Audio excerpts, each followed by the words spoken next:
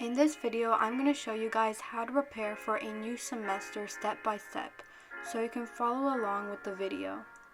Also, only a small percentage of people who watch my videos are actually subscribed to me, so if you like this video, please consider subscribing. It's free and you can unsubscribe anytime you want. Anyway, let's get into the video. First, make a nice desk space to work. So if you already have a desk space, just clean it up a bit and move some things around to make it more different. Once you're done with that, you should probably clean out all your devices by deleting old screenshots or files from last semester to start off with a fresh, clean slate.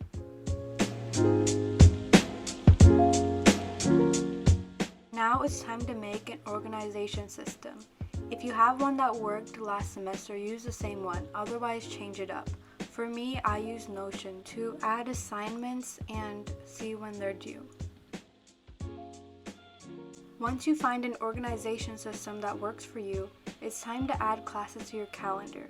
You can do this with the same organization system, but for me, I use Google Calendar to time block my day and scheduling classes. You can choose it to repeat every Monday or every weekday or on specific days, so it makes it much easier to schedule.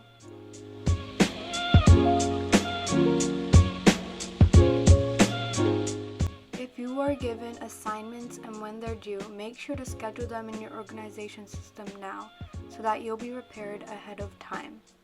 If not, you can skip this step, but just remember to use your organization system once your new semester starts again.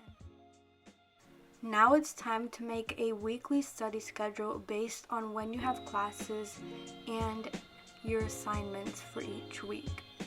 You can also change it up if needed, like for example if you have an exam that week.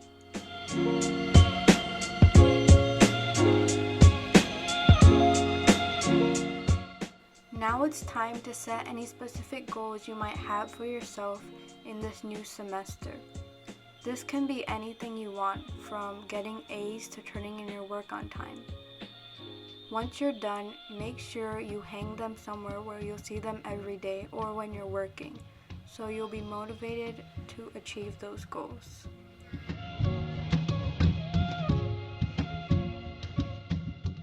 Then you can make a morning and night routine, and these clips are from my morning and night routine videos. So if you need some inspiration, go check them out.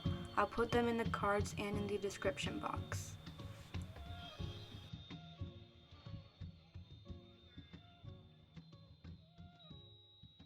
And finally, you can customize any devices you do work on to make them more enjoyable.